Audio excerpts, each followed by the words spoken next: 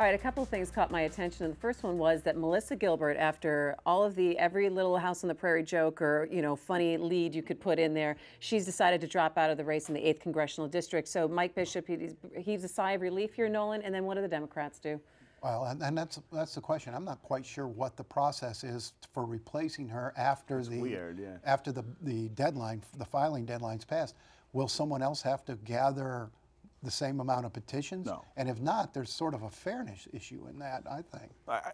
My understanding is that the party gets to replace her on the ballot. I don't know whether that's for the primary or for the general, but they will get to choose a candidate. And I think the challenge is, you know, this is a district that is pretty heavily Republican to begin with. There was a shot, I think, with someone like Melissa Gilbert, with her name recognition, to try to take on someone like Mike Bishop, who has rather foolishly endorsed Donald Trump already. I mean, he's sort of given an opening there. But it's hard to imagine too many other Democrats in that area. I mean, it's not a place that elects a lot of Democrats. Yeah, where's the Democratic bench? I mean, where are the up and coming or someone that could slide into that it would spot? be in Lansing. I mean, because Ingham County is still there. But even there, I mean, they ran Barb Byram last time, and that didn't work out. So Bishop's good high name recognition.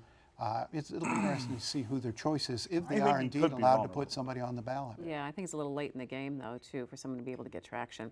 All right, let's take a look at what they're talking about in Lansing, the panhandling bill, that they should crack down on aggressive panhandling. You know, I heard this and I was doing some reading on it, and then I say, don't we already have ordinances or things in place to address issues like this? Do we need something extra? I don't know. You walk a block or two in downtown Detroit and you can see what they're talking about. We leave the offices we're in.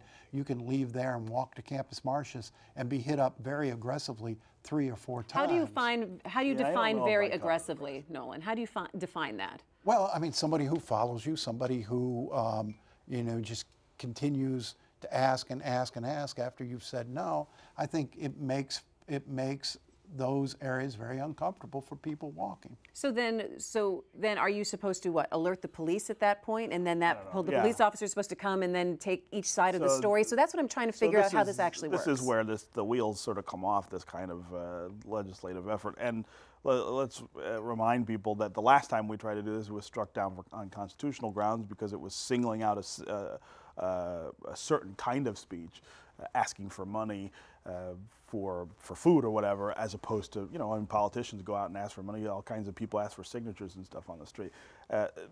There is no way to enforce this.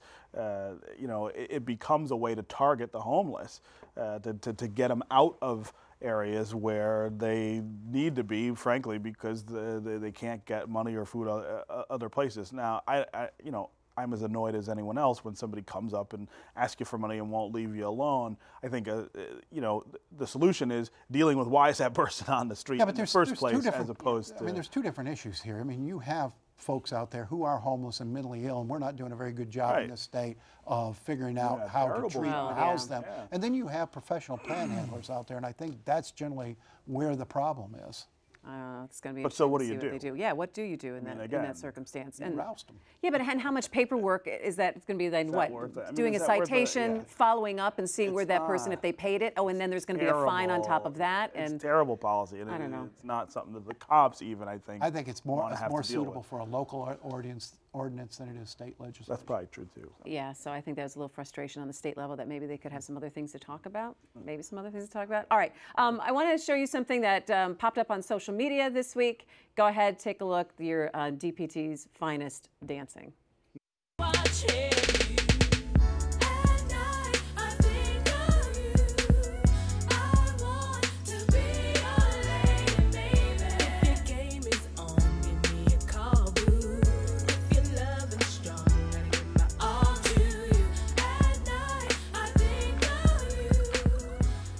I think I saw Nolan do that once at a bar. That is the Detroit Police Department. They did this video. It's called the Running Man Challenge. It's a way to get out in the community a little bit. They put it up on social media. It went viral. There's been over 3 million views of it so far. And they challenge other police departments around the country to put up their own kind of video. So when are we doing the MiWeek Running Man Challenge? We could do the MiWeek Running Man Challenge. The best part was the video at the end. They dropped a donut, kind of like dropping a mic.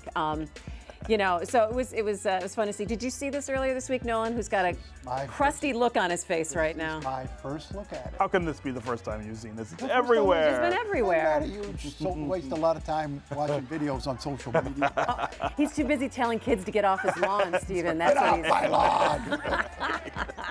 That's what he's doing.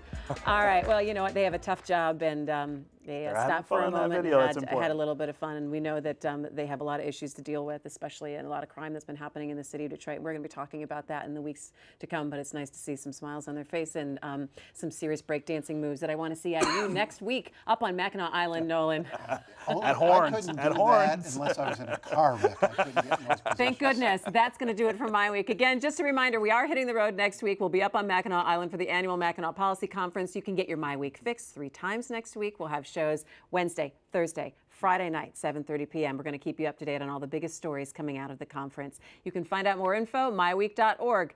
I'm Christy McDonald. We'll see you next time on My Week. Take care of yourself.